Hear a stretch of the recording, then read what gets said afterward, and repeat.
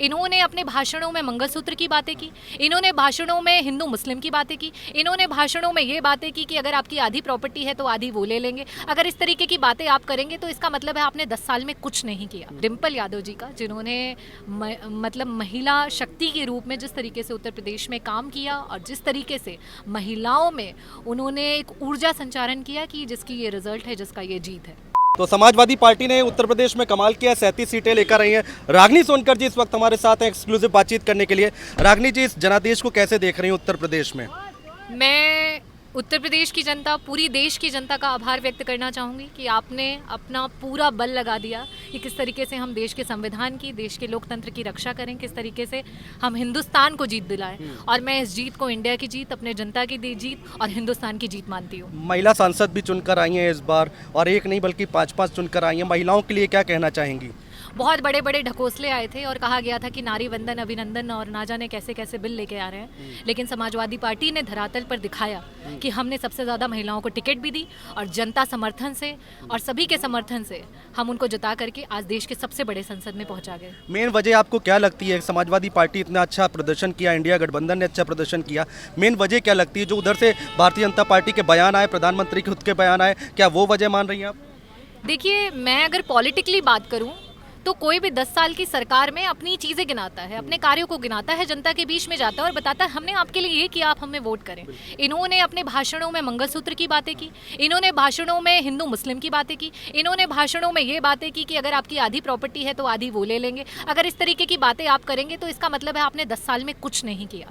तो वो 10 साल का जो कुछ नहीं था वो उन पर भारी पड़ा है और जनता ने इंडिया गठबंधन को समर्थन दिया है और भारी मतों से उत्तर प्रदेश में जिताया है। मैं फिर से आभार व्यक्त करना चाहूँगी समाजवादी पार्टी के शीर्ष नेतृत्व का, जिन्होंने इतनी महिलाओं को अवसर दिया, युवाओं को अवसर दिया और साथ ही साथ पीडीए की लड़ाई को सबसे आगे लेकर के चले। आवाजें तो बहुत उठ रही हैं। रागनी सोनकर क्या चाहती हैं कि अखिलेश यादव दिल्ली जाएं या फिर यूपी की राजनीति में रहें?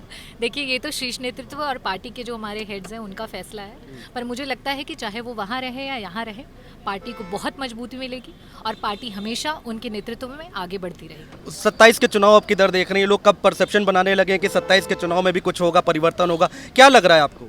देखिए, ये जो लहर है, ये जो हवा है, ये हिंदुस्तान और देश की हवा है, जिन्होंने ये निर्णय किया है कि राजनीति को कभी भी धर्म के साथ हमें मिंगल नहीं करना है। और जब इसमें देश और जनता निर्णय कर लेती है तब कोई कुछ नहीं कर सकता। तो मुझे लगता है कि ये एक शंखनाद हो गया है 27 के लिए। अब जो भी पार्टियां हैं वो हवा हो जाए। एक आखिरी सवाल, बहुत सारा युवा है, यूथ है, बहुत सारी महिलाएं हैं जिनके आप रोल मॉडल हैं, आप जैसे नेता रोल मॉडल हैं जो कि राजनीति में आना चाहती हैं, क्या कहना है, कोई मैसेज देना चाहेंगे आप?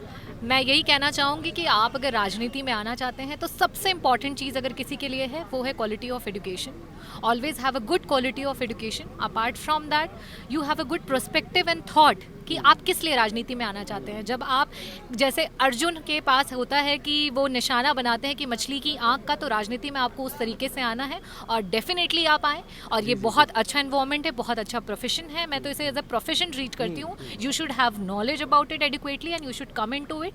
एंड आपको देश के और लोगों के एज अ सोशल एक्टिविस्ट भी, मुझे लगता है कि मैं तो अपने आप को नेता कम और सोशल एक्टिविस्ट ज़्यादा मानती हूँ। और मुझे लगता है जो भी इसमें आना चाहे तो as a social activist you should come, you should involve yourself, gain experience and definitely come forward. नेताजी का रिकॉर्ड तोड़ दिया अखिलेश जी ने, उनके लिए क्या कहेंगी?